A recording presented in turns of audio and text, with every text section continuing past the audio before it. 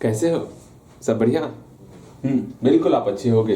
वैसे हम लोग जो है ना, दो चर के रैखिक समीकरण में आज हम लोग सिर्फ क्वेश्चन ही करने वाले। मतलब हम लोग के सामने भाषा वाला क्वेश्चन रहेगा, उसको किस प्रकार से आप सॉल्व करोगे, थोड़ा उस पर विचार करेंगे और थोड़ा बेहतर तरीके से भाषा वाले क्वेश्चन को देखोगे, क्योंकि भाषा के रूप में ही आपके एग्जाम में प्रश्न पूछा जाएगा। इसलिए ध्यान से मेरी बातों को समझना और बनाने का प्रयास करना है, ठीक है? बिल्कुल आप मेरी बातें समझ रहे होगे।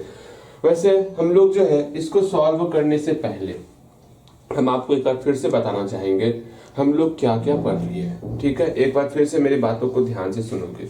हम लोग दो चर के रैखिक समीकरण में ये दो चर का रैखिक समीकरण का युग्म क्या होता है इसके बारे में बेहतर तरीके से पढ़े। जैसे कि यहाँ पर हमको दो चर का रैखिक समीकरण का युग्म हमको दिया हुआ है, ठीक? जैसे हम आपको जो है कोई दो चर का रैखिक समीकरण का युग्म दे रहे हैं। अब मुझे ये बताओगे, ये जो रैखिक समीकरण का युग्म है, अगर हमारे सामने दो चर का रैखिक समीकरण का युग्म रहे तो हम लोग सीखे थे कि रैखिक समीकरण को देख करके हम लोग ये बता सकते थे कि आखिर इसका जो ग्राफ बनेगा वो कैसा बनेगा।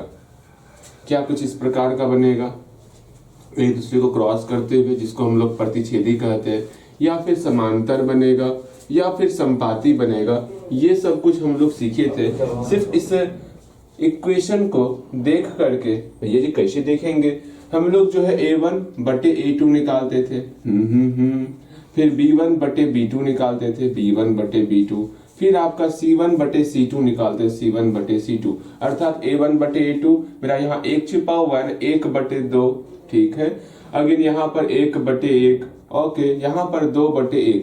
हम लोग देखेंगे क्या स्टार्टिंग का a1 बटे a2 और b1 बटे b2 क्या बराबर है या नहीं है।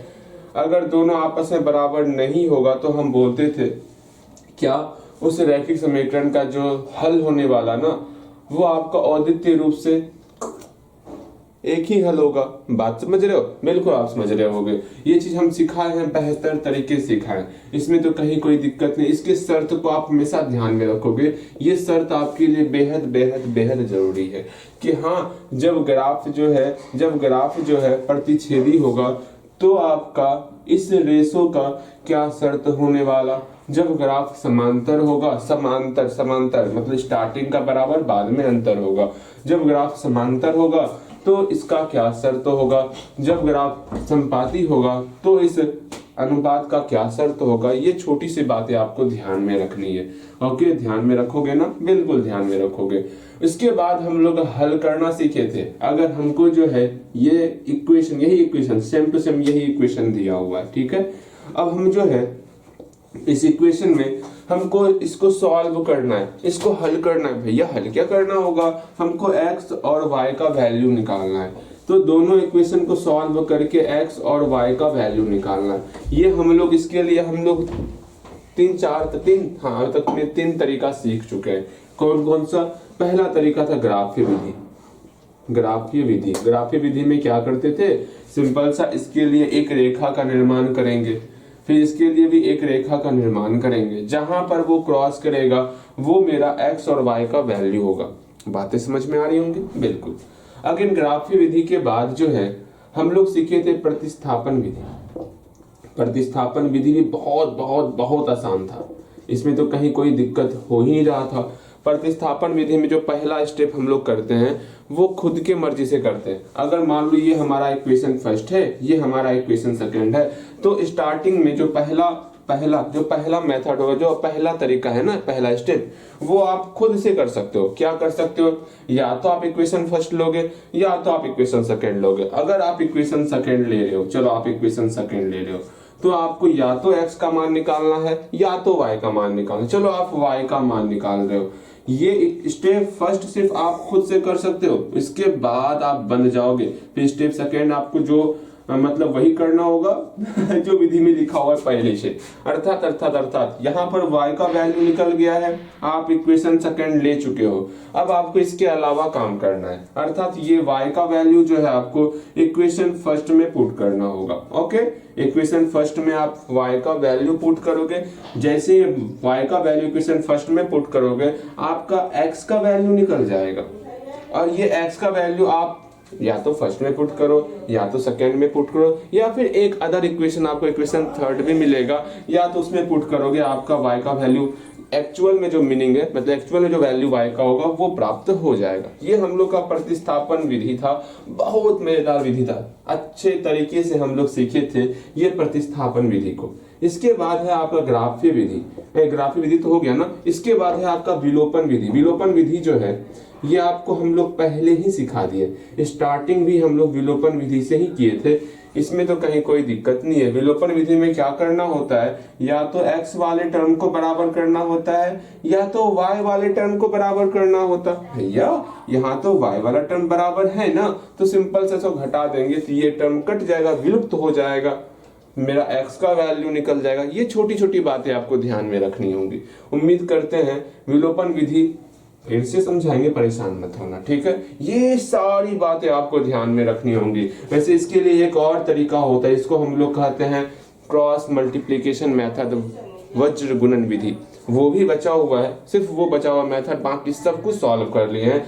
लेकिन जो इस पूरे चैप्टर में सबसे ज्यादा इंपॉर्टेंट है कि आपको भाषा के रूप में दिया हुआ रहेगा, आपको पहले इक्वेशन के रूप में कन्वर्ट करना सीखना होगा। ये सबसे बड़ी आपके सामने चुनौती आने वाली है। अब उसको आपको सॉल्व करने सीखना होगा। कैसे सीखेंगे, मैं हूं ना, परेशान क्यों होते, ठीक है। यहाँ देखो सेकेंड नंबर क्वेश्चन में तो इक्वेशन के रूप में दिया हुआ है, ये तो आप बना ही सकते हो, सिर्फ हम बताते हैं क्या करना है क्या नहीं करना है, ठीक है। इसको मिटा दे, बिल्कुल मिटा देंगे, इतना कुछ हम लोग पढ़े। अगर शर्त भूल रहे हो ना तो शर्त कम से कम ध्यान में रखना, किसका क्या शर्त है, ठीक है। और एक नोटबुक, फॉर्मूला वाला नोटबुक जरूर तैयार कर लो। जो हम आपको पॉलिनोमियल में जितना फॉर्मूला बताएं, छोटा सा 10 रुपए वाली कॉपी ले लेना है, उसमें जितना ही फॉर्मूला बताएंगे सिर्फ उसको नोट डाउन करते चलना है। हाँ, इसका ये फॉर्मूला होगा, यहाँ पर ये रूल लगेगा, ठीक है। मतलब सारे रूल को सिर्फ लिखते चलो, बाकी तो मैथ बहुत आसान है। सेकेंड नंबर क्वेश्चन ध्यान से सुनोगे, समझोगे क्या करना है क्या नहीं करना है, ठीक है। इस क्वेश्चन को हम देख रहे हैं, हाँ जी देख लिए। इसमें तो हमको दो इक्वेशन दिया हुआ भैया जी, इस वाले क्वेश्चन में हमको दो इक्वेशन दिया हुआ है, इसमें हमको इक्वेशन दिया हुआ है, ठीक है। इक्वेशन क्या दिया हुआ है, इक्वेशन दिया हुआ है 2x + 3y = 11 and 2x - 4y = -24, ये इक्वेशन दिया हुआ है, ठीक है। तो इसको हल करना है हमको। अच्छा हल करेंगे भैया, हल करने का क्या मतलब हुआ, इसको सॉल्व करना है और x और y का वैल्यू निकालना है। हमको इसको सॉल्व करने का ढेर सारा मेथड पता है, कौन कौन सा, ग्राफ्य विधि, प्रतिस्थापन विधि, विलोपन विधि, वज्र गुणन विधि। लेकिन हम बनाएंगे कैसे भैया, ये चैप्टर चल रहा है प्रतिस्थापन विधि से, इसको आपको सॉल्व करना है प्रतिस्थापन विधि के द्वारा। ओके भैया, इसका हल ज्ञात करना है, इसको हल कर लेना, ठीक। इसके बाद m का वह मान ज्ञात कीजिए। m का वह मान ज्ञात कीजिए जो कि y = mx + 3 को संतुष्ट करता हो। अच्छा ठीक, एक और इक्वेशन दिया हुआ है y = mx + 3। इस इक्वेशन में आपका y भी है, m भी है, x भी है। एक चीज देख रहे हो, हम इस इक्वेशन को अगर सॉल्व कर ले प्रतिस्थापन विधि के द्वारा तो हमको x पता चल जाएगा और y पता चल जाएगा। हाँ भैया, x का वैल्यू पता चल जा रहा है, y का वैल्यू पता चल जा रहा है। अगर वही x और y का वैल्यू अगर हम इस इक्वेशन में पुट कर दे, इस प्यारे से इक्वेशन में पुट कर दे, हम y का वैल्यू पुट कर रहे हैं, x का वैल्यू पुट कर रहे हैं, 3 तो पहले से दिया हुआ है, बच कौन गया भैया, m बच गया। m निकालेंगे, सपोज कल्पना करो मेरा x = 2 निकल गया, y = 3 निकल गया, तो हम किस प्रकार से सॉल्व करेंगे, आराम से जो है x का मान 2 पुट करेंगे, y का मान 3 पुट करेंगे। अच्छा भैया ठीक है, अब इसको हम लोग यहाँ से m को सॉल्व करना है ना, सॉल्व कर लेंगे। कितना निकलेगा भैया जी, 3 = 2 × m 2m + 3। अब एक काम करते हैं, इस सारे टर्म को बराबर की इधर लेते आते हैं, 2m + 3 = इस सारे टर्म को बराबर की उस साइड लेते आते हैं। अब देखो यहाँ पर पहले प्लस वाले टर्म को बराबर उधर करेंगे, 2m = 3 - 3, यहाँ से m = 0/2, अर्थात m का वैल्यू 0 निकल जाएगा। कब, जब हम ये वैल्यू पुट करेंगे तब। उसी प्रकार आपका x का वैल्यू कुछ ना कुछ आएगा, y का वैल्यू कुछ ना कुछ आएगा, इस इक्वेशन में पुट करोगे m का वैल्यू निकल जाएगा। ये आप खुद से बनाओगे, ये आप खुद से बनाओगे, ठीक है। आराम से बना सकते हो, कोई कट नहीं होने वाला। इसको आप खुद से बनाओगे, खुद से बनाओगे, खुद से बनाओगे।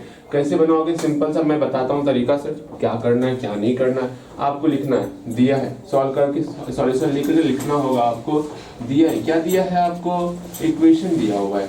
हाँ, ये इक्वेशन आपको दिया हुआ है, इस इक्वेशन को सॉल्व करना है। इसको इक्वेशन फर्स्ट मान लोगे, इसको इक्वेशन सेकेंड मान लोगे। आपकी इच्छा, या तो इक्वेशन फर्स्ट को लो या तो इक्वेशन सेकेंड को लो। अगर आप इक्वेशन फर्स्ट को ले रहे हो, इक्वेशन फर्स्ट को ले रहे हो तो वहां से या तो x का मान निकालो इस इक्वेशन फर्स्ट से, या तो आप x का वैल्यू निकालो या तो y का वैल्यू निकालो। चलो आप x का वैल्यू निकाल लियो, ठीक है। अब इस इक्वेशन, ये आपका पहला स्टेप कंप्लीट हो गया। अब सेकेंड स्टेप क्या करना है? इक्वेशन फर्स्ट आप ले चुके हो, अब आपको इक्वेशन सेकेंड में, इस वाले इक्वेशन में x का वैल्यू पुट करना होगा। हाँ भैया, x का वैल्यू जैसे पुट करेंगे हम लोग का y का वैल्यू यहीं से प्राप्त हो जाएगा। अब y प्राप्त हो गया है तो हम लोग जो है इक्वेशन थर्ड एक बनेगा आपका, इसको सॉल्व करने के बाद ना इक्वेशन थर्ड बनेगा। इसको सॉल्व करने के बाद उसमें आप पुट करोगे तो आपका x का मान निकल जाएगा, बेहतर तरीके से निकलेगा। हम बताए हुए हैं, उसको प्रतिस्थापन विधि से आप सॉल्व करोगे, ठीक है। कहीं कोई दिक्कत मत बोलना। ये सॉल्व हो गया, यहाँ से x का वैल्यू और y का वैल्यू कुछ ना कुछ आपका निकल जाएगा। अगेन फिर क्या करना है भैया? यहाँ पर एक और इक्वेशन दिया हुआ है, यहाँ लिखना है। यहाँ क्या दिया हुआ है? y equal to m x plus 3 दिया हुआ है। आराम से y का वैल्यू पुट करोगे, x का वैल्यू पुट करोगे, m का वैल्यू आप अकेला कर सकते हो। आराम से जल्दी से इसको बनाओगे, ठीक है। ये बन जाएगा, बन जाएगा, बन जाएगा। ये नहीं बताएंगे, नहीं बताएंगे, नहीं बताएंगे, बहुत समय दे दिया आपको, इसको आप बनाओगे। हम आगे चलते हैं, ठीक। वीडियो रोक करके इसको पहले बनाओगे, जैसे जैसे कहे है ना वैसे वैसे बनाना है आपको। समझ रहे हो ना? बताओ, समझ में आया ना? बिल्कुल आपको समझ में आ गया होगा। Again again again next question देखते हैं हम लोग ना। नेक्स्ट क्वेश्चन ये तो आसान था, ये बहुत आसान था, ठीक है। अब यहां से second number question, third number question, ये वन मजेदार क्वेश्चन, यहाँ पे भाषा वाला क्वेश्चन है। देखते हैं क्या क्या हमारे प्रश्न में क्या कहा गया, क्या नहीं कहा गया, इसको समझते हैं। यहाँ पर बोला गया, पहले प्रश्न को, जब भी आपके सामने भाषा वाला प्रश्न आएगा ना, हमसे पहले इस प्रश्न को एक बार आप लिख लो। हाँ भैया लिख लेते हैं, फिर एक बार जरूर पढ़ा करो प्रश्न को। अगर आप खुद प्रश्न को पढ़ करके अगर इक्वेशन लिख पा रहे हो, इससे बड़ी खुशी की बात और क्या होगी। हमें इस प्रतिस्थापन मतलब इस द्विघात बोल रहे हैं, दो चर के रैखिक समीकरण में जो मैं आपको पढ़ा रहा हूँ, मतलब मुझे मेरे बताने से पहले आप इसको पढ़ करके समझ पा रहे हो, इक्वेशन लिख पा रहे हो, तो इससे आनंददायक और क्या। एक बार प्रयास करोगे। ये तीसरा नंबर प्रश्न है आपके सामने। एक बार यहाँ से लेके यहाँ तक एक बार अपने प्यारे से कॉपी में लिख लो, एक बार पढ़ करके खुद से सॉल्व करने का प्रयास करोगे। आखिर इसका इक्वेशन क्या होगा, बस इक्वेशन तक आप पहुंच जाओ, सारी समस्याएं खत्म हो जाएंगी। यहाँ पढ़ोगे तो यहाँ बोला गया दो संपूरक कौन है। भैया ये सेकंड नंबर क्वेश्चन समझने से पहले आपको समझना होगा, मतलब आप बोलोगे भैया ये संपूरक कौन क्या होता है। सुनो, इस प्रश्न को बनाने से पहले आपको ये जानना होगा, समझना होगा ये संपूरक कौन क्या होता है। अगर संपूरक कौन के बारे में आपको थोड़ा सा भी नहीं पता ना, तो समस्याएं हो जाएंगी। संपूरक कौन क्या होता है, ध्यान से समझोगे।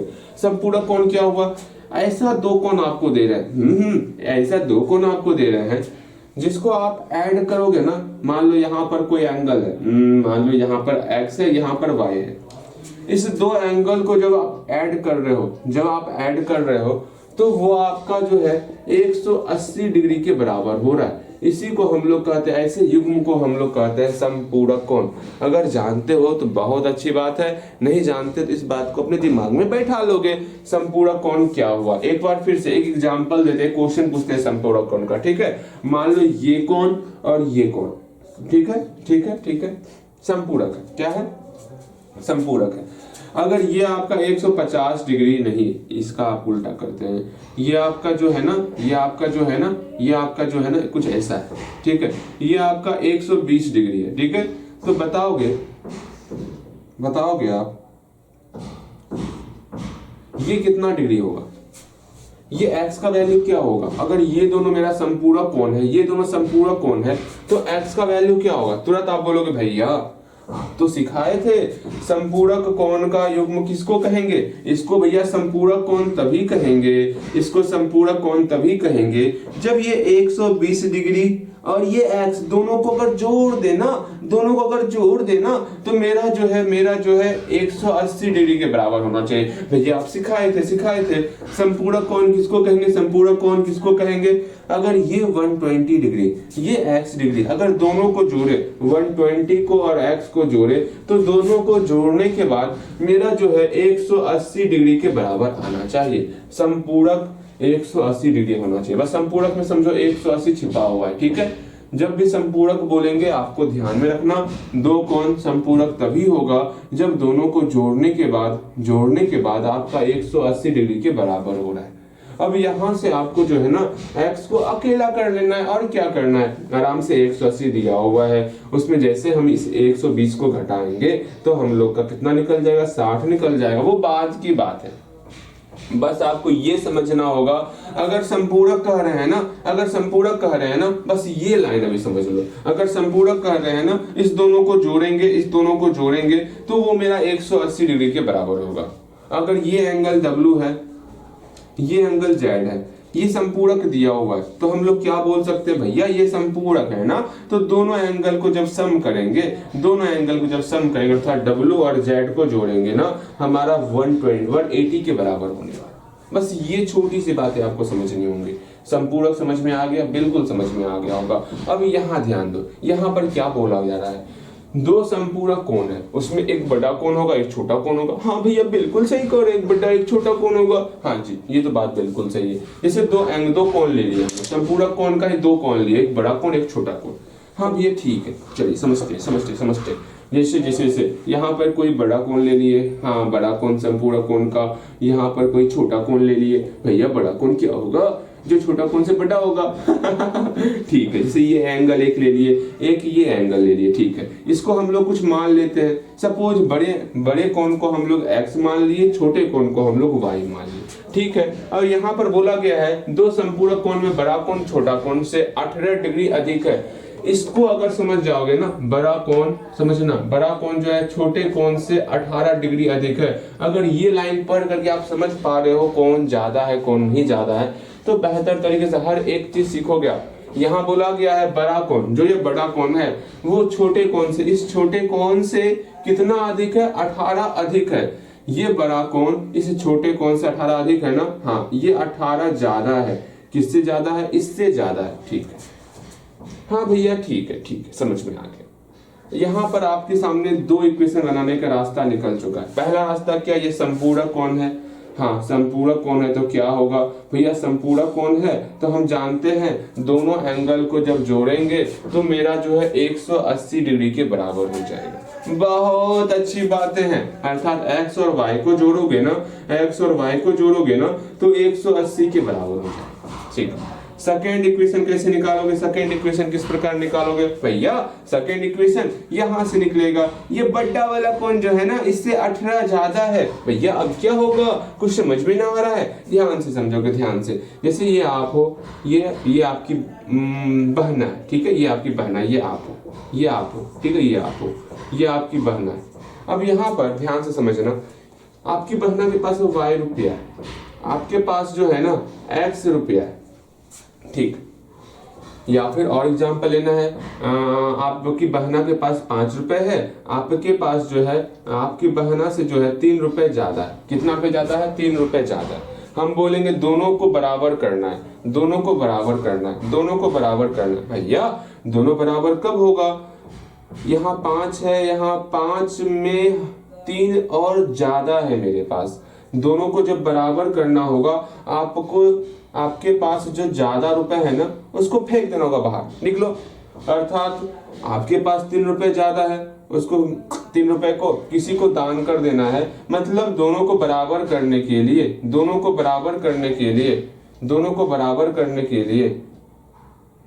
इस 3 रुपए को हटाना होगा, तब ना आपके पास भी 5 रुपए होंगे, इनके पास भी 5 रुपए होगा। सोचो मैं क्या कहना चाहूँ। अभी आपके पास 5 + 3 रुपए, आपकी बहना के पास सिर्फ 5 रुपए है, हाँ 5 रुपए। अगर दोनों के पास पैसे को बराबर करना है, दोनों के पास पैसे को बराबर करना है, तो ये जो एक्स्ट्रा रुपए है 3 रुपए ना, इसको फेंक देना होगा, घटा देना होगा। हाँ भैया समझ में आ गया। सेम वही चीज यहाँ पर कहा गया है। इसके पास x रुपए है, इसके पास y रुपए है। जिसके पास x रुपए है ना, वो 18 ज्यादा है। क्या है? 18 ज्यादा है। ठीक, अगर दोनों को बराबर करना होगा, इस 18 को घटा देना होगा। जैसे यहाँ पर 5 रुपए था, 5 प्लस 3 रुपए था, यहाँ पर 5 रुपए था। अगर दोनों को हम बराबर करेंगे, अगर दोनों को हम बराबर करेंगे, 5 और 5 दोनों को बराबर करेंगे, इस प्लस 3 को यहाँ घटाना होगा।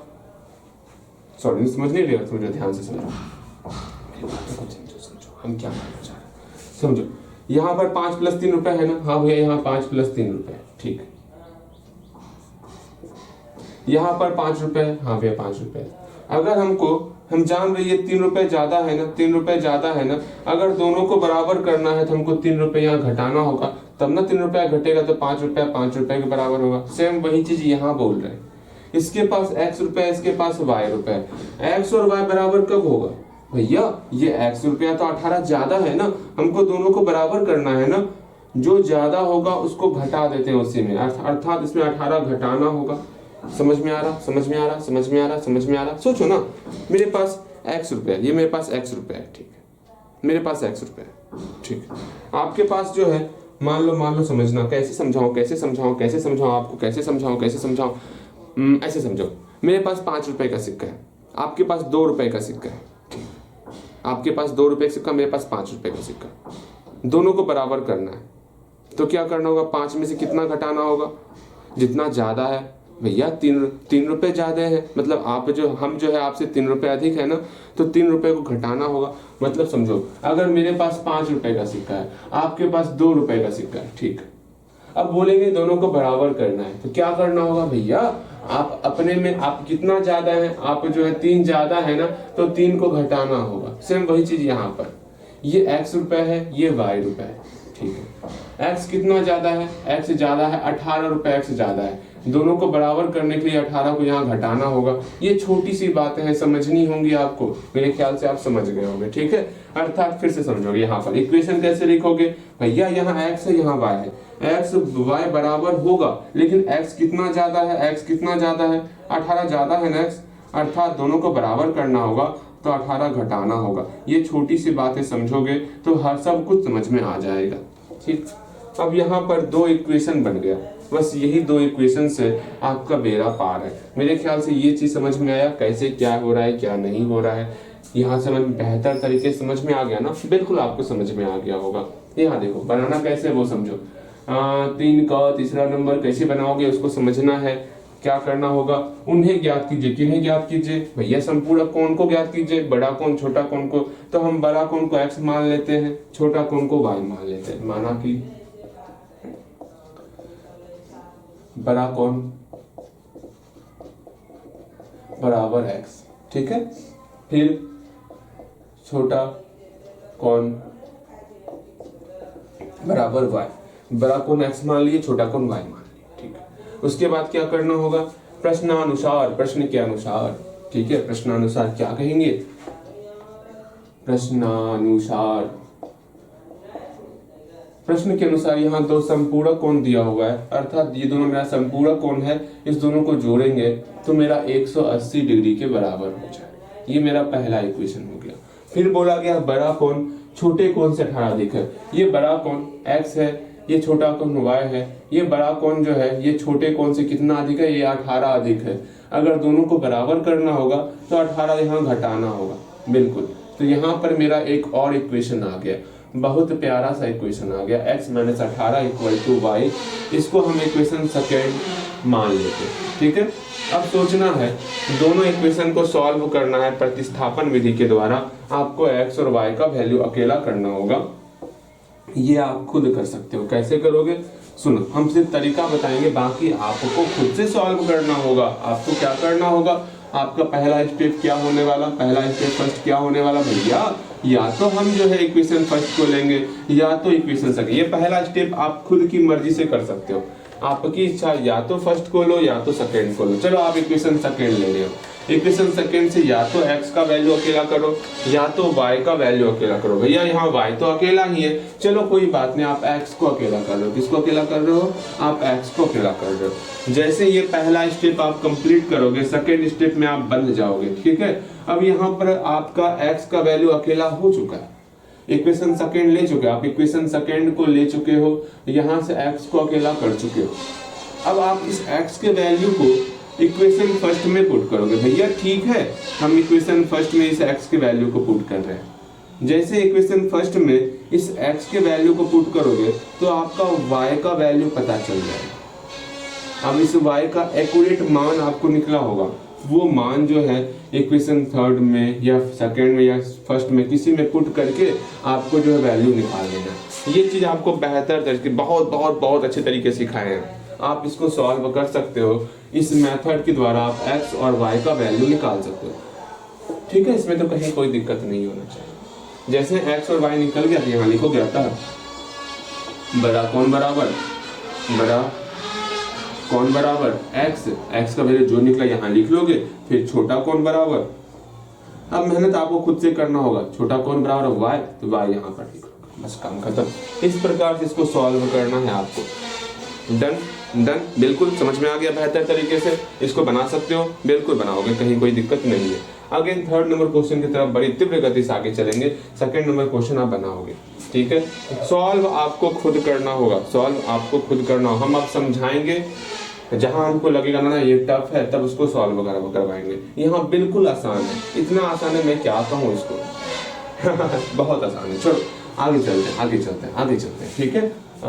एक काम करें, शोरगुल ज्यादा हो रहा है, एक काम करते हैं, इसको समझाने के बाद आपका आधा और प्लस बचा हुआ जो है ना अगले दिन कर देंगे, ठीक है। आज फिर मुझे लेट हो गया उठने में, देर रात में थोड़ा सा सोने में लेट हो गया था आपको तो पता ही है। यहाँ देखो, हाँ थर्ड नंबर क्वेश्चन देखते हैं, ओके। थर्ड नंबर क्वेश्चन देखेंगे, समझेंगे, जानेंगे क्या है क्या नहीं है, ओके। समझे यहाँ पे थर्ड नंबर क्वेश्चन में जो है अच्छे तरीके से देखोगे। थर्ड नंबर क्वेश्चन ये हटाओ ना, ये क्या कर रहा है यहाँ पे। अब थर्ड नंबर क्वेश्चन सिर्फ अच्छे तरीके से समझना है, बेहतर तरीके से, फिर क्या करना है, फिर तो कोई बात नहीं। सुन, इस थर्ड नंबर क्वेश्चन को समझने के लिए आपको ये बातें समझनी होंगी।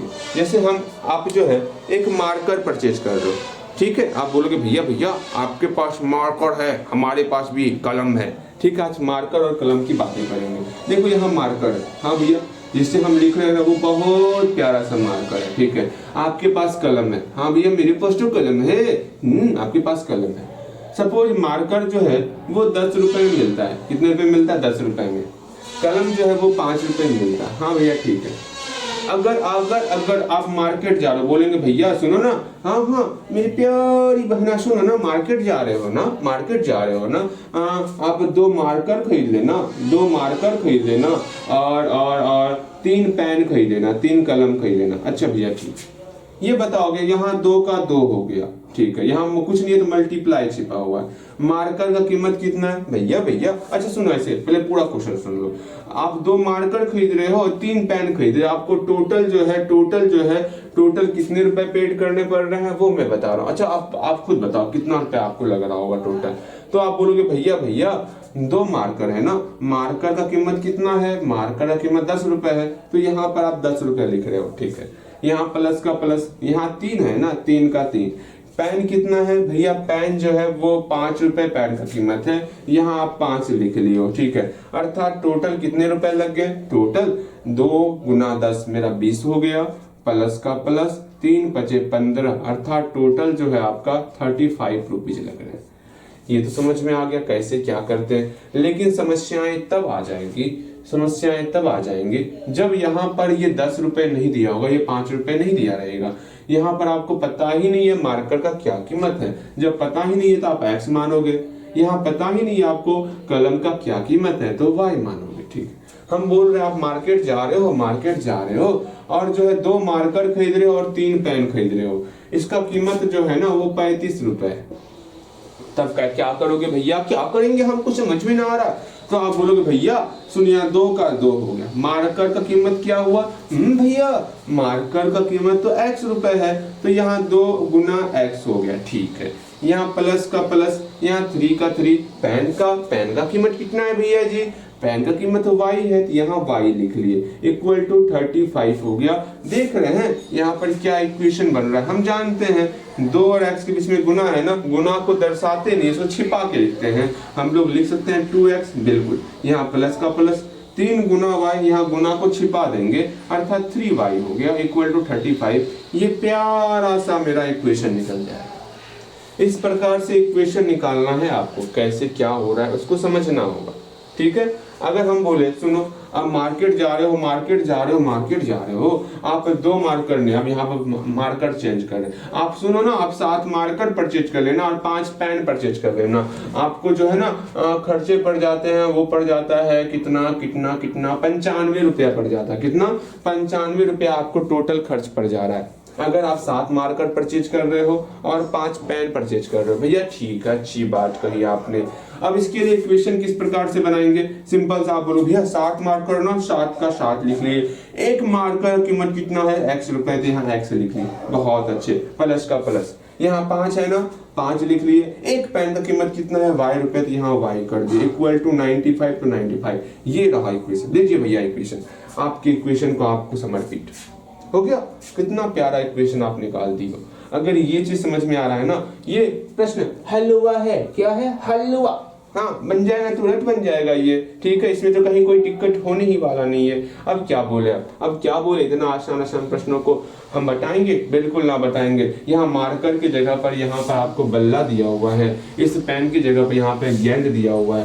पहले एक बार प्रश्न को लिखो, तो आप यहाँ से लेके यहाँ तक, और एक बार बहुत अच्छे तरीके से इस सारे मतलब इस प्रश्न को एक बार अच्छे तरीके से पढ़ लो। एक बार अच्छे तरीके से इस प्रश्न को सिर्फ पढ़ लो। आप समझ में आए ना आए उससे मतलब ना है, आप सिर्फ एक बार पढ़ लो। यहाँ मार्कर की जगह पे आपको लिखना है, अब क्या भैया हम लिखेंगे, मार्कर की जगह पे आपको बल्ला लिखना है। हाँ, और क्या दिया हुआ है, और इस गेंद की जगह, मतलब इस पेन की जगह पे गेंद लिखना है। ओके भैया ठीक है, अब समझ में आ गया हम क्या करना चाह रहे हैं, आप क्या करना चाह रहे हैं, सारी बातें समझ गए। अब सुनो, अब ध्यान से हम पढ़ेंगे, आपको बताना है। एक क्रिकेट टीम के कोच ने, जैसे ये कोच है, ये आपका कोच है भैया, ठीक है, ये हुआ कोच आपका, ठीक है। ये कोच जो है ना 7 बल्ला और 6 गेंद खरीदा, ठीक है। कितना बल्ला? 7 बल्ला और 6 गेंद खरीद रहा है। यहाँ मिटाओ उसको, ठीक है, मिटाते हैं भैया जी। यहाँ पर 7 बल्ला खरीद रहा है और 6 गेंद खरीद रहा है, और 6 गेंद खरीद रहा है, ठीक है। कितने रुपए में? 3800 रुपए में खरीद रहा, अच्छी बात है। फिर उसके बाद में उसने जो है 3 बल्ला और 5 गेंद 1750 में खरीदी, ठीक है। बाद में एक और कंडीशन दिया, बाद में 3 बल्ला और 5 गेंद, 3 बल्ला और 5 गेंद, और 5 गेंद कितने में खरीद रहा है? वो 1750 रुपए में खरीद रहा है। तो बताना है प्रत्येक बल्ला और प्रत्येक गेंद का मूल्य क्या है। हम लोग मान लेते हैं प्रत्येक बल्ला की कीमत x रुपए और प्रत्येक गेंद का कीमत y रुपए। जो हमको ज्ञात करने के लिए कहा जाएगा ना, उसी को हम लोग देख करके x और y मानते हैं। बल्ला को x मान लिए, गेंद को y मान लिए। अब सोचना है, हमको क्वेश्चन में कहा गया था 7 बल्ला और 6 गेंद खरीद रहे हैं ना, 3800 रुपए लग रहा है, और 3 बल्ला और 5 गेंद खरीद रहे हैं ना, 1750 रुपए लग रहा है। तो क्या करें? सिंपल सा इक्वेशन बनाना है। यहाँ 7 का 7 लिख लिए, एक बल्ला का कीमत कितना है? x रुपए, तो यहाँ x आ गया, प्लस का प्लस, यहाँ 6 का 6, एक गेंद का कीमत कितना है? y रुपए, तो यहाँ y आ गया, इक्वल टू 3800। ये आपका पहला इक्वेशन है। देखो कितना आसान है, ये आपका पहला इक्वेशन आ गया, ठीक है। फिर यहाँ पर इक्वेशन निकालना है, 3 का 3 हो गया, एक बल्ला का कीमत कितना? x रुपए, तो x हो गया, प्लस का प्लस, यहाँ 5 का 5, एक गेंद का कीमत कितना है? y रुपए, तो यहाँ y आ गया, इक्वल टू 1750। अब इसको सॉल्व करेंगे, हम लोग का x और y का कीमत निकल जाएगा। कैसे बनाना है? बनाने का तरीका देखो। 3rd नंबर क्वेश्चन बोलेंगे, माना कि प्रत्येक बल्ला का मूल्य, प्रत्येक बल्ला का मूल्य कितना है? प्रत्येक बल्ला का मूल्य भैया x रुपए है, ठीक है। अगेन फिर प्रत्येक गेंद का मूल्य, प्रत्येक गेंद का मूल्य, प्रत्येक गेंद का मूल्य, ये कितना है, y रुपए है। अब एक काम करना है, सिंपल सा एक काम करना है, प्रश्नानुसार अकॉर्डिंग टू क्वेश्चन, प्रश्नानुसार अकॉर्डिंग टू क्वेश्चन, प्रश्नानुसार क्या करना है आपको, बोला गया 7 बल्ला और 6 गेंद, 7 बल्ला 7 बल्ला, बल्ला कितना है x ना, 7 बल्ला और 6 गेंद, 6 गेंद, 6 गेंद कितना है y ना, y इक्वल टू कितना है 3800 ना, यहाँ 3800 लिख लिया। ये आपका पहला इक्वेशन हो गया। फिर सेकेंड इक्वेशन लिखना है, हटाओ इसको, हटाओ इसको जब समझ जाओगे ना आप खुद कर लोगे, मौखिक कर लोगे। फिर सेकेंड इक्वेशन क्या है, 3 बल्ला, 3 बल्ला, 3 बल्ला कितना है x ना, 3 बल्ला प्लस 5 गेंद, 5 गेंद, 5 गेंद कितना है, गेंद है y, तो यहाँ गेंद की जगह y हो गया, कितना है 1750 ना, यहाँ पे 1750 लिख लिए। दोनों इक्वेशन को सॉल्व करना है, सॉल्व किसे करना है, प्रतिस्थापन विधि, ठीक है, प्रतिस्थापन विधि से सॉल्व करोगे अभी सिर्फ और सिर्फ। प्रतिस्थापन विधि के लिए स्टेप फर्स्ट क्या होने वाला भैया, स्टेप फर्स्ट हम बार बार डिवीजन करवा रहे हैं, याद होना चाहिए आपको, या तो फर्स्ट को लो या तो सेकंड को लो। अगर आप फर्स्ट को ले रहे हो, अगर आप इक्वेशन फर्स्ट को ले रहे हो तो सिंपल सा या तो आपको x का मान अकेला करना है या तो आपको y का मान अकेला कर, चलो आप x का मान अकेला कर रहे हो। फिर स्टेप सेकंड क्या हो जाएगा, स्टेप सेकंड क्या हो जाएगा भैया, अब मेरा यहाँ x का मान अकेला हो गया, मतलब फर्स्ट लिए थे और x को अकेला कर लिए थे, ठीक। अब जो बच गया वो लेना है। अब आपको इक्वेशन सेकंड लेना है।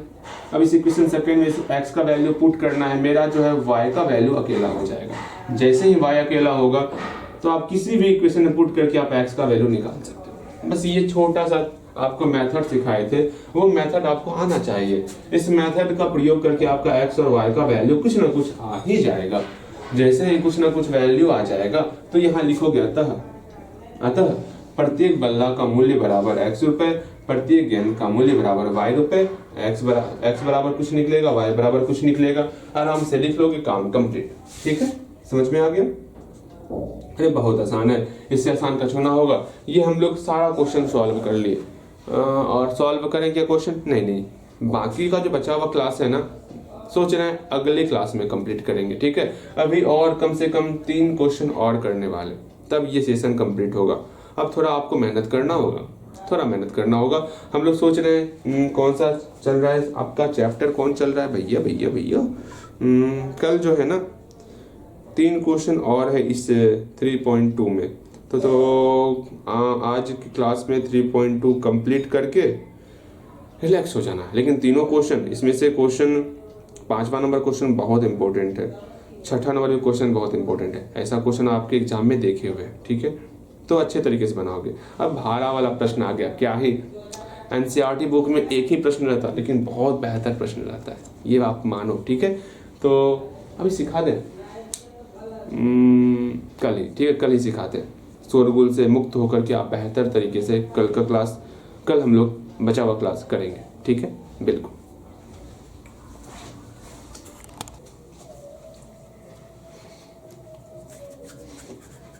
चलिए यहाँ ध्यान देना है। फर्स्ट ऑफ ऑल यहाँ पर आज हम इन सारे प्रश्नों को पहले सॉल्व करेंगे। ठीक है, यहाँ पर ये चौथा प्रश्न आपको दिख रहा होगा। इस प्रश्न को पहले आप नहीं पढ़ोगे, पहले आप मेरी बातों को सुनोगे, उसके बाद इस प्रश्न को पढ़ना है। ठीक है, यहाँ ध्यान से मेरी बात को सुनो। ओके, बोले हम, बिल्कुल ध्यान से सुनोगे। जैसे हम जो है एक टैक्सी परचेज कर रहे हैं, भैया जी टैक्सी परचेज कर रहे हैं, ऐसा क्या हो गया, हाँ अब टैक्सी चलाइएगा तो बिल्कुल ये टैक्सी हमारे पास है। एक बहुत ही प्यारा सा टैक्सी बना हुआ था, रुक जाना थोड़ा समय दो, टैक्सी बनने में समय लगता है ना। ये पहिया है टैक्सी का, इधर भी पहिया है टैक्सी का, यहाँ पर शीशा उसा कुछ तो होगा, हाँ बिल्कुल शीशा, लगता है ये कुछ और बन गया। अरे नहीं, कुछ और बना तो क्या हो गया, ये टैक्सी है। ये क्या है, टैक्सी है, ये टैक्सी। अब इस टैक्सी का क्या है, किस प्रकार इसमें भाड़ा लगेगा वो जानते हैं। जैसे नॉर्मल वे में जो आप टैक्सी देखते हो ना, उसका काम क्या होता है, जैसे कि मान लो किसी को कहीं पर जाना है, यहाँ टैक्सी है, इसको जो है ना मान लो भागलपुर जाना है, हाँ भागलपुर जाना है, तो यहाँ पर क्या होगा, इसका सिंपल सा एक भाड़ा फिक्स कर दिया जाएगा कि आपको यहाँ जाना है 70 रुपये पेड करने होंगे। ऐसा नहीं, इस प्रकार का हम नहीं रखने वाले। हम तब किस प्रकार का रखेंगे, हम जो भाड़ा रखेंगे ना वो 2 टर्म में रखेंगे, 2 टर्म में। सोचना, ध्यान से समझना, मेरी बातों को ध्यान से समझना। पहला भाड़ा रखेंगे नियत भाड़ा, फिक्स भाड़ा, भैया ये नियत भाड़ा क्या होता है, फिक्स भाड़ा क्या होता है? नियत भाड़ा को हम लोग बोलते हैं फिक्स, मतलब भाड़ा एक फिक्स कर दिए हम लोग। क्या भाड़ा फिक्स किए कि जैसे ही आप टैक्सी पर बैठोगे आपको एक फिक्स भाड़ा देना पड़ेगा, एक नियत भाड़ा आपको देना होगा।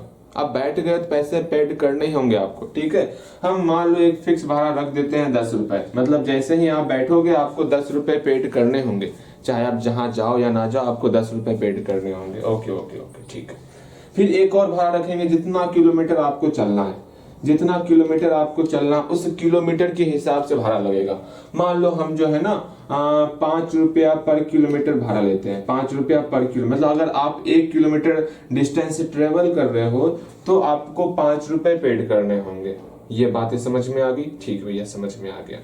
तो इस पर और डिस्कस करेंगे। 5 रुपए पर किलोमीटर का मतलब क्या हुआ? इसका मतलब हुआ अगर आप 1 किलोमीटर डिस्टेंस से ट्रेवल करोगे तो आपको 5 रुपए पेड करने पड़ेंगे। भैया भैया भैया सुनिए ना, अगर हम 6 किलोमीटर डिस्टेंस ट्रेवल करेंगे तो कितने रुपए पेड करने पड़ेंगे? तनिक बताइए ना। सुनो, यहाँ 6 है ना, 6 का 6 लिख लिए। किलोमीटर है ना, किलोमीटर अर्थात 1 किलोमीटर डिस्टेंस ट्रेवल करने में कितना लगता है भैया? 5 रुपए लगता है। अर्थात इस किलोमीटर को हम बोल देंगे 5 रुपए पेड करने पड़ रहे हैं जी, अर्थात आपको टोटल 30 रुपए पेड करने होंगे।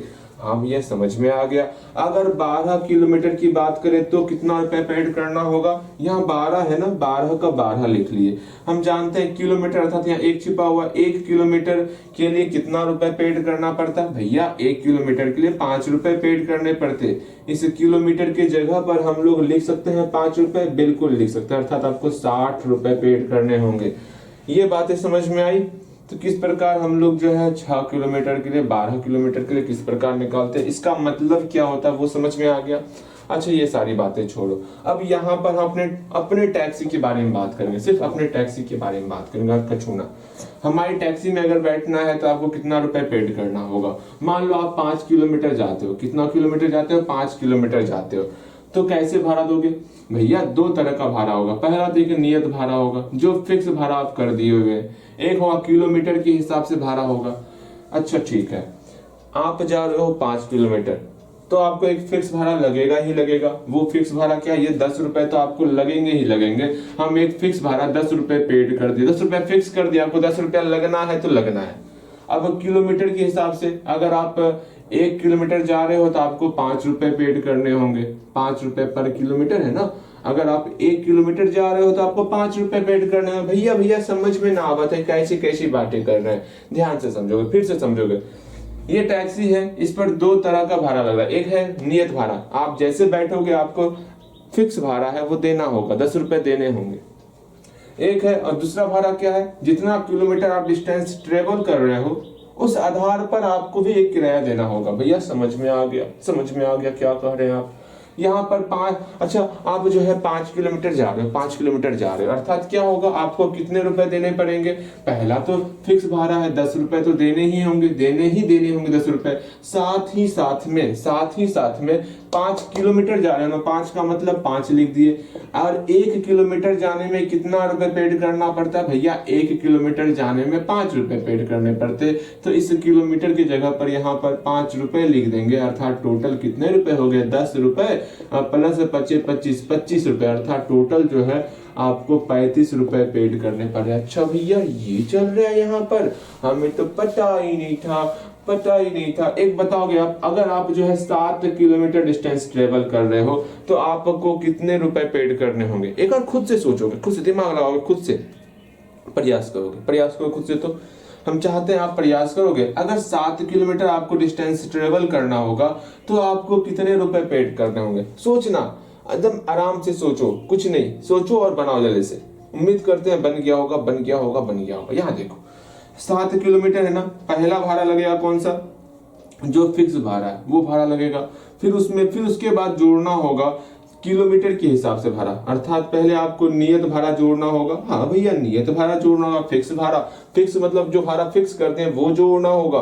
उसके बाद आपको किलोमीटर वाला जोड़ना होगा। ठीक है, आप जो है 7 किलोमीटर की डिस्टेंस ट्रेवल कर रहे हो, इसका मतलब क्या हुआ? 7 किलोमीटर पहले तो फिक्स भाड़ा है, 10 रुपए देना ही होगा आपको। उसके बाद 7 किलोमीटर ना, यहाँ 7 है ना, यहाँ 7 लिख लिए। किलोमीटर है ना, हम जानते हैं 1 किलोमीटर डिस्टेंस ट्रेवल करने में आपको 5 रुपए पेड करने पड़ते हैं। कितना रुपए? 5 रुपए। तो इस किलोमीटर की जगह पर हम लोग 5 रुपए लिख सकते हैं, या तो किलोमीटर लिखो या तो 5 रुपए लिखो, दोनों बराबर है, ये समझो। किलोमीटर और 5 रुपए दोनों बराबर है, किलोमीटर और 5 रुपए दोनों बराबर है। किलोमीटर की जगह पर हम 5 रुपए लिख सकते हैं, वो समझो। यहाँ पर किलोमीटर है, 7 का 7 लिख लिए, किलोमीटर की जगह पर हम लोग 5 रुपए लिख लेंगे। समझ में आ गया? हाँ, नियत भाड़ा तो 10 रुपए था ही। इसको सॉल्व करेंगे, 10 रुपए का 10 रुपए, 7 बचे 35 रुपए, अर्थात इसको दोनों को सॉल्व किए हम लोग का 45 रुपए आ गया। बहुत प्यारी सी बात है हम बोल रहे हैं, ठीक है।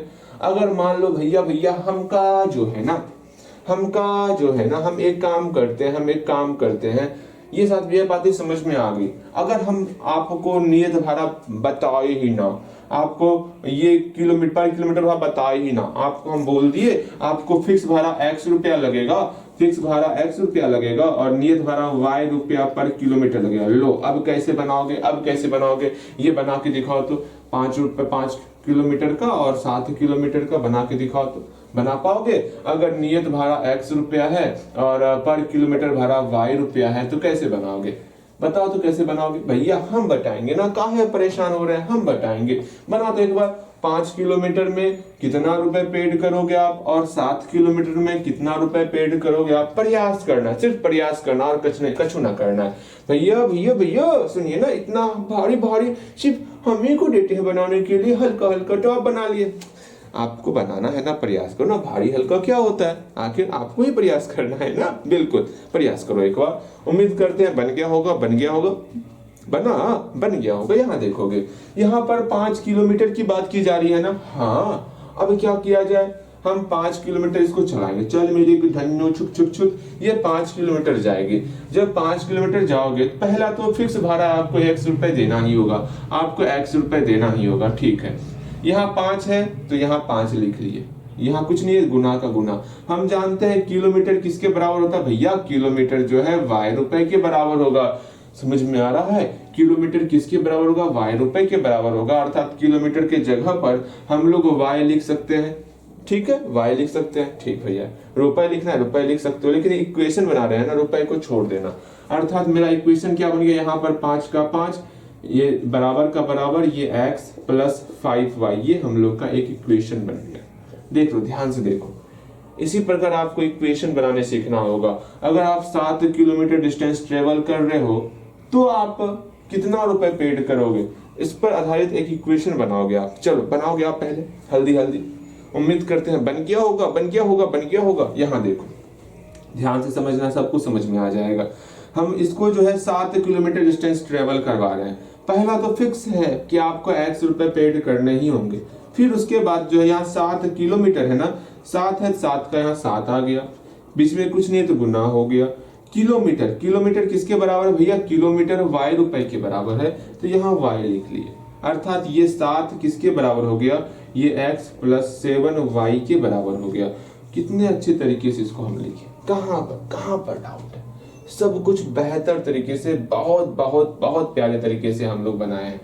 अब आपको बोले, एक बात बताएं आपको, क्या कि यहाँ पर थोड़ी सी गलतियां होगी। वो गलतियां क्या?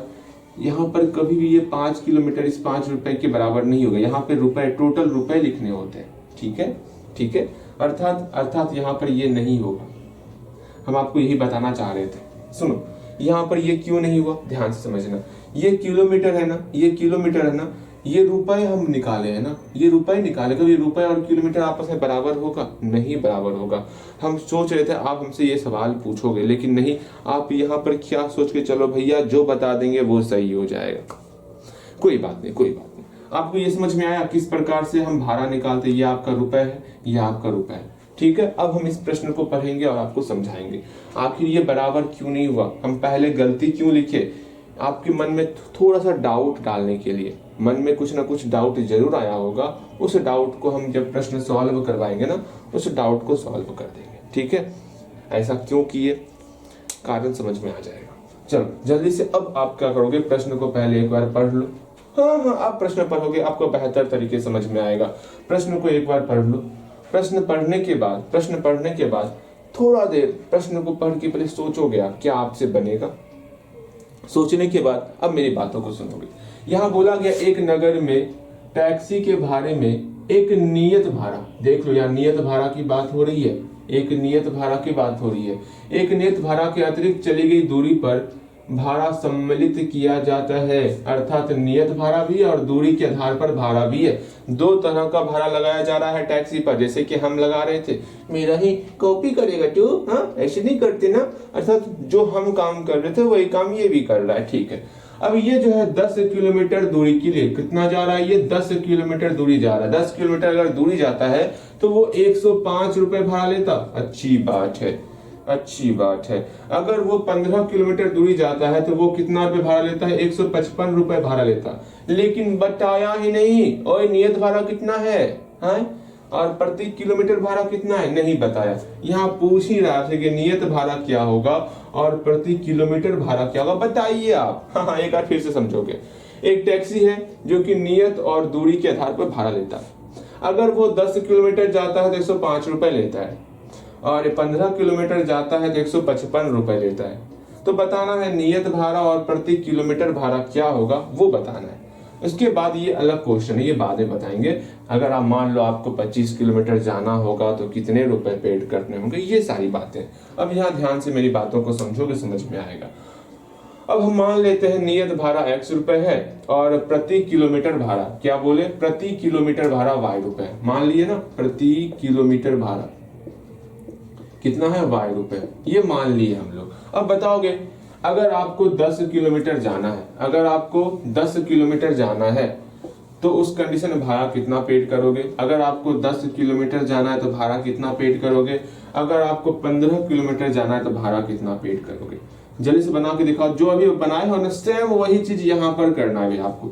अभी हम क्यों मिटाए थे वो चीज समझाएंगे आपको, ठीक है। हल्दी हल्दी करोगे, जल्दी से 10 किलोमीटर में कितना आपको भाड़ा लगेगा वो बताना है और 15 किलोमीटर में कितना भाड़ा लगेगा वो बताना है। पहले इधर का बना सकते हो आप ना, इधर का बना सकते हो ना, वो बनाओगे जल्दी से, हल्दी हल्दी बनाओगे ना, बनाओगे ना, बन गया बन गया बन गया होगा। यहाँ देखो हम 10 किलोमीटर जा रहे हैं, पहला बात है 10 किलोमीटर जाएंगे तो आपको एक नियत भाड़ा देना ही होगा। भैया नियत भाड़ा क्या होगा, मेरा x रुपए नियत आपको पेड करना ही होगा।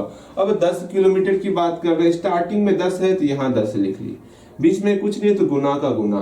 किलोमीटर, किलोमीटर किसके बराबर भैया, किलोमीटर जो है y के बराबर, तो यहाँ y लिख लिए, अर्थात x प्लस 10y, इतना रुपए पेड, ये रुपए है ना, यहाँ किलोमीटर है ना, कभी भी रुपए और किलोमीटर किलोमीटर आपस में बराबर नहीं होगा। हाँ, अपने प्रश्न को ध्यान से पढ़ेंगे, अपने प्रश्न को ध्यान से पढ़ेंगे। यहाँ बोला जा रहा है 10 किलोमीटर के लिए 105 रुपए पेड करने होंगे। 10 किलोमीटर के लिए कितना रुपए पेड करना होगा, 105 ना, तो यहाँ पर 105 लिखे, तो ये मेरा एक इक्वेशन अब बना। इधर भी रुपए था, इधर भी हमको रुपए ही लेना होगा।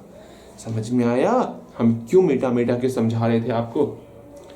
अगर ये रुपए में है तो ये भी रुपए में रहेगा, तभी बराबर लिखना है। अभी ये किसमें था, ये आपका किलोमीटर में था ना, इसलिए वहां पर बराबर लिखे थे, बस समझाने के लिए कि नहीं होगा बराबर। ठीक, समझ में आया हम क्या कहना चाह रहे हैं, बिल्कुल समझ में आ गया होगा।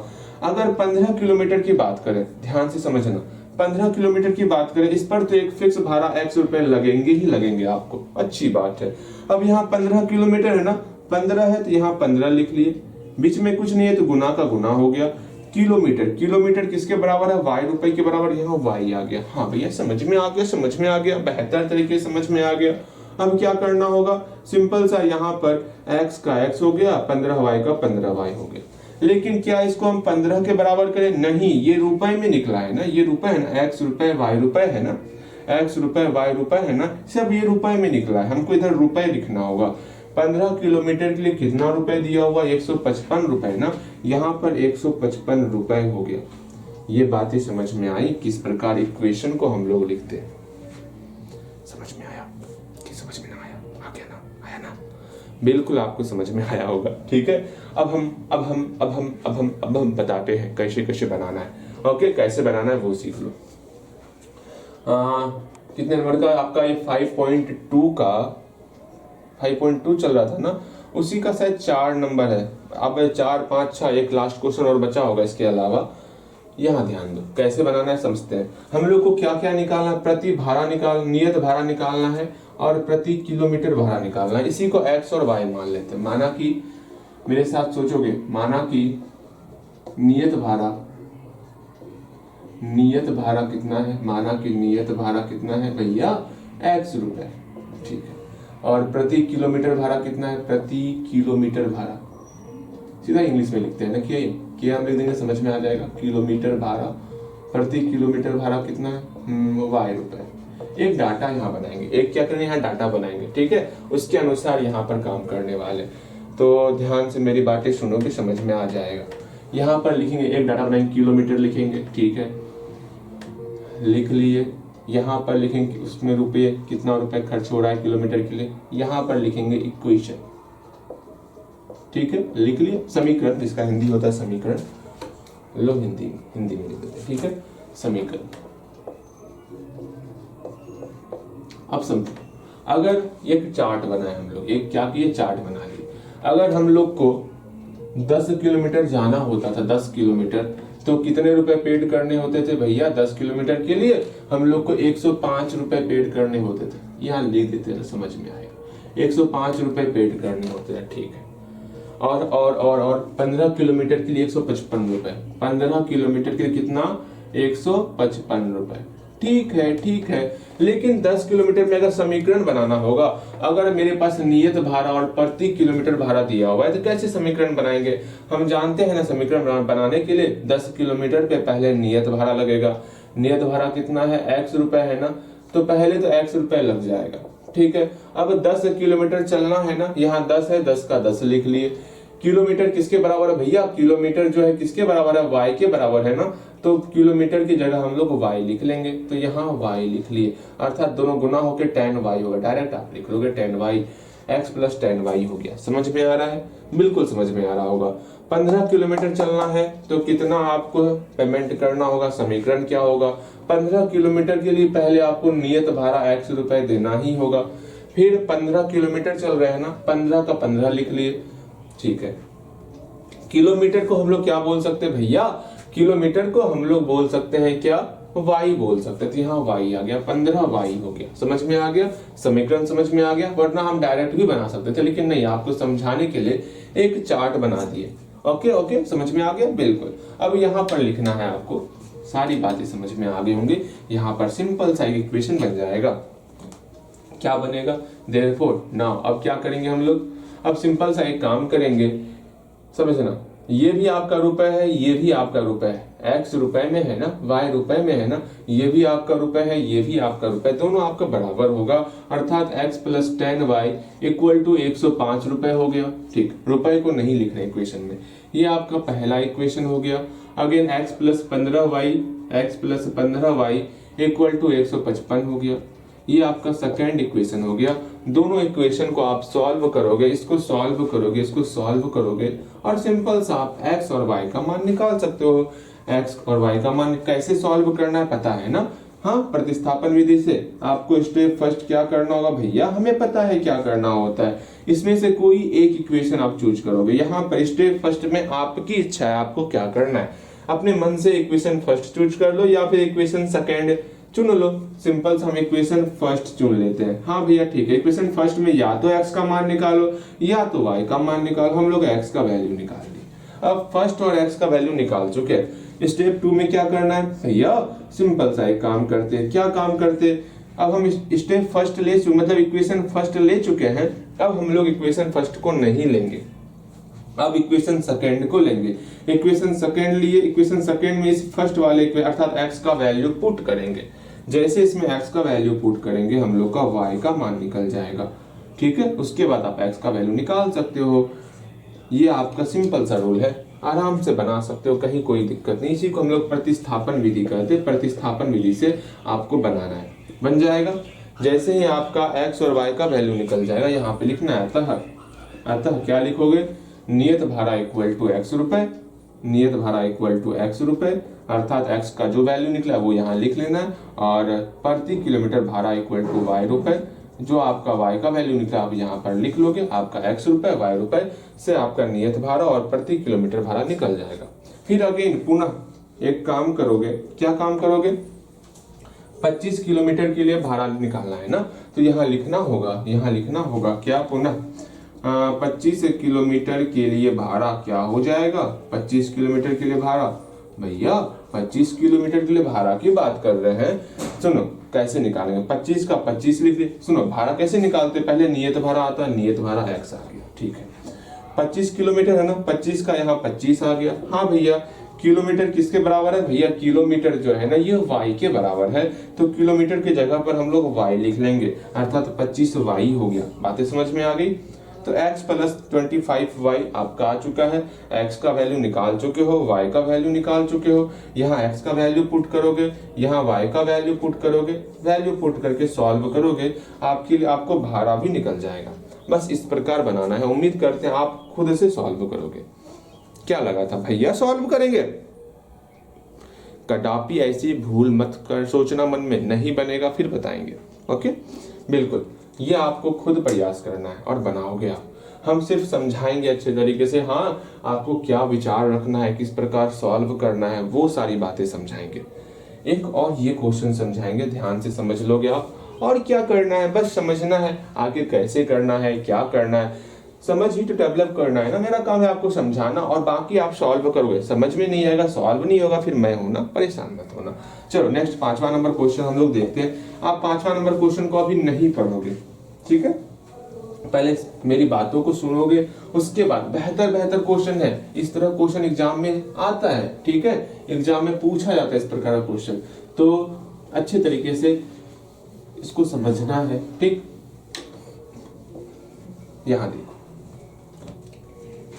5वां नंबर क्वेश्चन के लिए आपको पहले ये समझना होगा, ये आपको आना ही आना चाहिए, भिन्न क्या होता है, भिन्न का होता है, ये आपको पता होना चाहिए। भैया जी सुनिए ना, हम जानते हैं कोई भी चीज अगर बटे के फॉर्म में है, जैसे कि 6/5, भैया ये तो क्या बोल दिया आप 6/5। हाँ बिल्कुल, जैसे मान लो आपका 10 मार्क्स का एग्जाम हुआ, उसमें आपको 6 मार्क्स आ गया, ठीक है, तो ये 6/10 है क्या, ये आपका भिन्न है, जिसमें ऊपर वाले को हम लोग अंश कहते, ठीक है, नीचे वाले को हम लोग हर कहते। ये छोटी छोटी बातें आपको ध्यान में रखनी होंगी, ठीक है।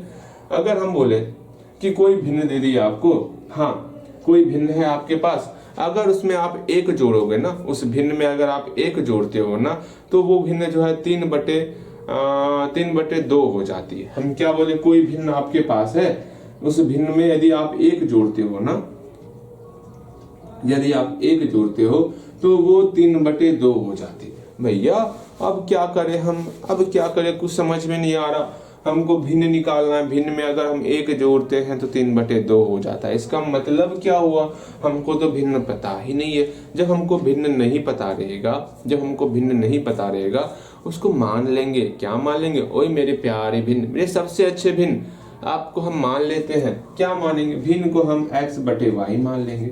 वाह भैया जी बन गया, समझ में आ गया, कैसे बनेगा, क्या बनेगा, समझ में आ गया। अर्थात जब हमको भिन्न पता नहीं रहेगा तो भिन्न को हम x और y के फॉर्म में मान लेंगे। अच्छी बात है, अच्छी बात, समझ में आ गया ना। अर्थात यहाँ पर भिन्न को x और y के फॉर्म में मान लिए, x/y + 1 = 3/2। जानते हो अभी भी आपको कहीं ना कहीं ये चीज परेशान कर दिया होगा, भैया यहाँ पर x/y कैसे लिख दिए, यहाँ +1 कैसे हो गया, यहाँ पर 3/2 कैसे हो गया। ये सारी बातें आपको तकलीफ दे रही होंगी, परेशान मत हो, समझ में आएगा अच्छे तरीके से। फिर से और मेरी बातें सुनोगे तब आपको बेहतर तरीके से समझ में आएगा। अभी आपको भिन्न समझ में आ गया, अंश क्या होता है, हर क्या होता है, और भिन्न में अगर कुछ एक्स्ट्रा ऐड करते हैं, अगर कोई इक्वेशन बोलेंगे तो भिन्न को किस प्रकार से हम लोग x/y के रूप में मानते हैं, ये सारी बातें समझ में आ गई होंगी, बिल्कुल समझ में आ गया होगा। अब इस प्रश्न को आप पढ़ोगे, अब आप पढ़ो, ठीक है, अब आपको पढ़ना है प्रश्न को पढ़ो पहले, फिर कुछ देर प्रश्न को सोचना आखिर हमारे प्रश्न में क्या क्या कहा जा रहा है, ठीक है। आपको हम मौका दिए, आप 2 मिनट का समय ले लो, वीडियो रोक लो, प्रश्न को पहले लिख लो एक बार आप, ठीक है, प्रश्न लिख लो एक बार, फिर आप प्रश्न को पढ़ो कि हमारे प्रश्न में क्या कहा जा रहा है। ऐसी कौन सी बातें हैं जो हमारे प्रश्न में कही जा रही है और हमें समझ में नहीं आ रहा, ऐसी कौन सी बातें हैं, आप खुद अपने आप में विचार करोगे, ठीक है। उम्मीद करते हैं प्रश्न को आप लिख लिए होगे, और जो प्रश्न में कहा जा रहा है जो जो बातें उस पर जरूर आप विचार कर रहे होगे, और विचार करना है आपको, बिल्कुल विचार किए होगे। देखो यहाँ पर आखिर हमारे प्रश्न में क्या कहा जा रहा है, यदि किसी भिन्न के अंश और हर में, कोई भिन्न है जिसका अंश और हर है, ठीक, अंश और हर में दो जोड़ दिया जाए। चलिए हम कोई भिन्न ले लिए, उसके अंश और हर में दो जोड़ रहे हैं। अरे भाई साहब ये तो एक स्टेप आगे चले गया हमसे। अरे ठीक है, अच्छी बात है। यदि कोई भिन्न लिए, ठीक है, भिन्न ले लिए, भिन्न हमको नहीं दिया हुआ है, क्या करना होगा, भिन्न को मान लेते हैं x और y के रूप में, ठीक है। बोला जा रहा है यदि अंश और हर में दो जोड़ देते हैं, मतलब अंश में भी दो जोड़ेंगे, हर में भी दो जोड़ेंगे। चलो अंश में भी दो जोड़ दिए, हर में भी दो जोड़ दिए, अगर जोड़ देते हैं ना तो वो 9/11 हो जाती है। अरे ले दो जोड़ने के बाद वो 9/11 हो जाती है। हाँ अच्छा ठीक है, 9/11 हो जाती है। ठीक, आगे देखते हैं। यदि अंश और हर में, यहाँ फिर बोला जा रहा है, अगर यहाँ फिर से बोल दिया जा रहा है यदि अंश और हर में, ठीक है, यही मेरा भिन्न है। यदि अंश में भी और हर में भी यदि 3 जोड़ देते हैं, कितना, यदि हम लोग 3 जोड़ देते हैं तो वह जो है 5/6 हो जाती है। वो कितना हो जाती है, 5/6 हो जाती है। तो हमको ये भिन्न बताना। अल्लाह कितना आसान था, ये तो सिंपल सा बोल दिया गया, हमें लगा कुछ और अच्छा खासा क्वेश्चन होगा। यहाँ देखो, समझना, ध्यान से समझना क्या क्या क्वेश्चन कहा जा रहा है, ध्यान से समझो। यहाँ पर बोला गया कोई भिन्न है, ठीक है, जिसमें अंश भी होगा और हर भी होगा, ठीक है। अंश और हर में अगर हम दो जोड़ते हैं, अंश में भी और हर में भी अगर हम दो जोड़ रहे हैं, तो ये भिन्न जो है 9/11 बन जाता है। अरे भैया जी, जैसे एक एग्जांपल लेते हैं, जैसे 1/2 है, यदि 1/2 के अंश में हम 1 जोड़ दिए, हर में भी 1 जोड़ दिए, कितना हो जाएगा, 1 + 1 2, 2 + 1 3, 2/3 बन जा रहा है ना, 2/3 बन जा रहा है ना। सेम वही चीज कहा जा रहा है, अगर अंश में 2 जोड़ रहे हैं, हर में भी 2 जोड़ रहे हैं, तो 9/11 बन जा रहा है, ठीक है। यहाँ पर भी अगर अंश में 3 जोड़ रहे हैं, हर में 3 जोड़ रहे हैं, तो 5/6 हो जा रहा है। तो बताओ वो भिन्न क्या होगा। बहुत अच्छी बातें बोली जा रही है, हाँ भैया, बहुत बहुत बहुत अच्छी बातें बोली जा रही है। अब समझना है कैसे करना है, क्या करना है। बनाते हैं 5वां नंबर क्वेश्चन। हमको निकालना कि हमें भिन्न निकालना है ना, हमको भिन्न को मान लेना होगा, ठीक है। मानते हैं, माना कि भिन्न, माना कि क्या करें, हाँ, माना कि भिन्न बराबर x/y। हम x/y के रूप में भिन्न को मान लिए, ठीक है। कोई दिक्कत, जो हमको ज्ञात करने के लिए कहा जाएगा उसी को हम लोग मान लेंगे, बस। एक बात ध्यान में रखना, इसको बनाने का एक और तरीका, छोड़ो ना, यही तरीका सिखाते हैं।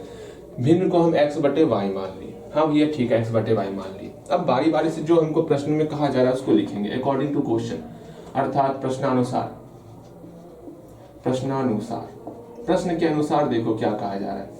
प्रश्न के अनुसार ये पहला चीज कहा गया, अगर अंश और हर में 2 जोड़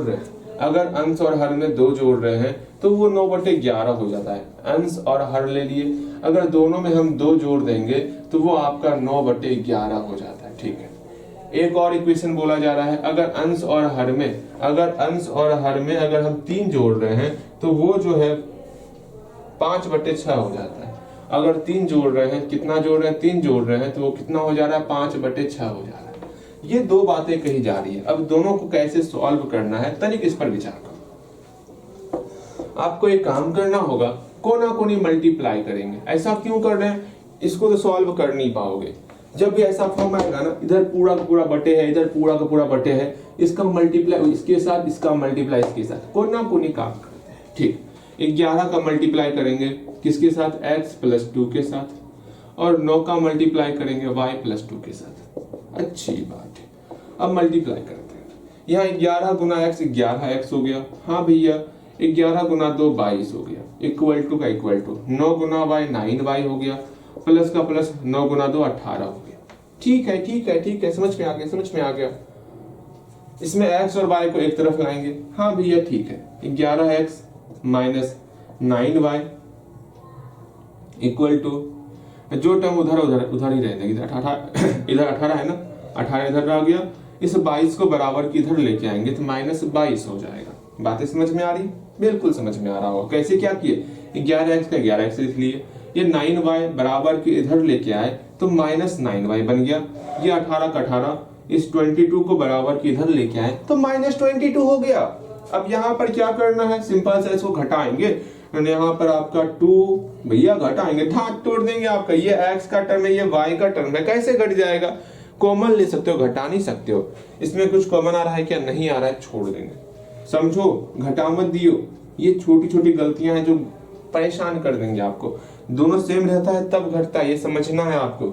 यहाँ पर 18 और 22 है, 22 में 18 घटाएंगे -4 हो जाएगा। बिल्कुल, ये आपका पहला इक्वेशन निकल गया, ये आपका पहला इक्वेशन निकल। ठीक, सेम इसी प्रकार इसको भी सॉल्व करेंगे और दूसरा इक्वेशन निकालेंगे। ठीक है, अब क्या करेंगे हम लोग? अब हम लोग जो है इस इक्वेशन को लिखेंगे। लिखते हैं x + 3 बटे y + 3। यहाँ पर ये इक्वेशन निकल चुका है, ध्यान से देखो, ये इक्वेशन हम लोग का निकल चुका है। ऐसे अंडरलाइन करना है तो कर सकते हो। x + 3 बटे y + 3 = 5/6। अब इसको सॉल्व करना, एक बार सॉल्व खुद से करोगे और देखोगे क्या इक्वेशन आ रहा है। खुद से सॉल्व करो, कर लियोगे सॉल्व, कर लिए होगे सॉल्व, कर लिए होगे सॉल्व, बिल्कुल सॉल्व कर लिए होगे। देखते हैं इस 6 का मल्टीप्लाई ऊपर वाले के साथ, तो 6 × x + 3 हो गया, इक्वल टू इस 5 का मल्टीप्लाई इसके साथ 5 × y + 3 हो गया। अब सिंपल सा इसको सॉल्व करेंगे। क्या करेंगे? सॉल्व करेंगे। 6 × x मेरा 6x हो जाएगा, प्लस का प्लस 6 × 3 मेरा 18 हो जाएगा। हाँ भैया, इक्वल टू 5 × y 5y हो गया और प्लस 5 दिया 15 हो गया। अब हम सिंपल सा x को एक तरफ y को एक तरफ करेंगे। हाँ जी हाँ, हाँ हाँ जी हाँ, 6x पहले से था, इस y को बराबर किधर लाएंगे तो -5y हो जाएगा। ओके, कोई डाउट नहीं। यहाँ 15 पहले से था, इस 18 को इधर लेके आएंगे तो -18 हो जाएगा। बस इसको सॉल्व कर लेते हैं, तो 6x - 5y = -3 हो गया। ये हमारा दूसरा इक्वेशन बन गया। आराम से एक इक्वेशन यहाँ पर है, एक इक्वेशन यहाँ पर है। दोनों इक्वेशन को प्रतिस्थापन विधि से सॉल्व करोगे और आराम से x और y का वैल्यू निकालोगे। जैसे x और y का वैल्यू निकल जाएगा, आपका भिन्न पता आपको चल जाएगा। जो आपको निकालना है वो आपको पता चल जाएगा। सिर्फ x और y का वैल्यू निकालो, फिर लिखोगे इसके बाद अतः भिन्न बराबर x बटे y, और जो x का वैल्यू निकला वो लिख दोगे, जो y का वैल्यू निकला वो लिख दोगे। आपका भिन्न आपके सामने हाजिर हो जाएगा। आपको हम सिखा दिए हैं बेहतर तरीके से किस प्रकार प्रतिस्थापन विधि से हम लोग x और y का वैल्यू निकालते हैं। ओके, डन है? बिल्कुल बना सकते हो, बनेगा। चलो मिलते हैं अगली क्लास में। आज इतना ही रखते हैं। आज का होमवर्क आपका रहेगा, होमवर्क सुन लो बेहतर तरीके से। आप क्या बनाओगे? किताब निकाल लेते हैं। आपका होमवर्क में क्या बनाओगे? होमवर्क में 3.2 है, सॉरी 3.2 का 3 नंबर क्वेश्चन बनाओगे। 3 नंबर क्वेश्चन में आपका 1 2 3 4 5 क्वेश्चन है। 1 से लेके 5 तक बनाओगे, 1 से लेके 5 तक बनाओगे। ठीक है, 1 से लेके 5 तक बनाना है आपको, बन जाएगा, आराम से बनेगा। 3 का 1 से 5 तक बनाओगे, ये आपका होमवर्क है। ठीक है, आपका ये होमवर्क है, इसको बनाओगे बेहतर तरीके से। और सुन लो, आज तारीख आपका हो गया, आज तारीख हो गया आपका, देख रहे हो कितना दिन का गैप चल रहा है। आज 6 मार्च हो गया। कंटिन्यू आप क्लास नहीं कर रहे हैं, फिर भी आप बहुत पीछे चल रहे हो। क्या चल रहा है ये? हाँ, थोड़ा सा मेहनत करना है आपको। ठीक है, वैसे 14 मार्च आने वाला है। पता है 14 मार्च को क्या है? नहीं पता? हाँ, वो मैथमेटिशियन डे है। ठीक है, अर्थात उस दिन पाई का खोज हुआ था, उसको हम लोग पाई डे के नाम से जानते हैं। और पूरे वर्ल्ड लेवल पर ये मैथमेटिशियन डे हुआ उस दिन। ठीक है, तो ठीक है, अच्छी बात है। और पाई दिवस है, पाई का खोज भी हुआ है, तो उस दिन हम भी कुछ नया खोज कर लेंगे। अच्छा, देखते हैं। तो 14 मार्च के दिन ध्यान में रखना है क्या? पाई का खोज हुआ था। ओके, तो 6 मार्च आज हो गया ना? ठीक, आज आपका 3.2 लगभग कंप्लीट है। सिर्फ एक क्वेश्चन छूटा हुआ है, वो भी सोचे थे बताएंगे, लेकिन नहीं, इतना कुछ बताए हैं, कहीं वो चीज बताएंगे कहीं सर के ऊपर से ना निकल जाए, तो आज रहने देते हैं, कल बता देंगे। कल उसमें भी कुछ काफी कुछ है सिखाने के लिए। उम्र का अंतर होगा, उम्र में किस प्रकार से डिफरेंस होगा, उसको कैसे सॉल्व करेंगे। सुन लो, क्वेश्चन एक ही है, लेकिन समझ के बनाना है। ऐसा क्वेश्चन अलग अलग पूछा जा सकता है। ठीक है, ये भी समझ के बनाओगे। ओके, ठीक है, मिलते हैं अगले क्लास में। ओके, बिल्कुल।